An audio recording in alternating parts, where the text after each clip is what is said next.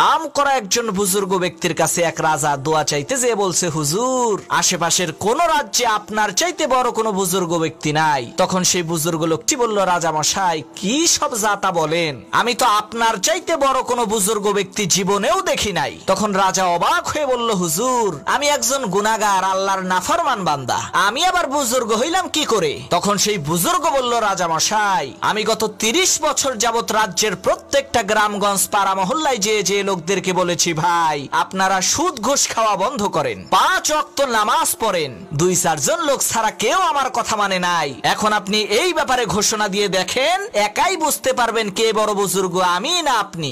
বুজুর্গ লোকটির কথা মতো রাজামশাই ঘোষণা করলো, কেউ আর সুদ খেতে পারবে না, 1 ওয়াক্ত নামাজ কেউ কাজা করতে পারবে না। দেখা গেল তারপরের দিন থেকে কেউ আর সুদ ঘুষ খায় না, নামাজও বাদ দেয় না, কারণ হুকুম দিয়েছে রাজা, না মানলে খাইতে হবে সাজা।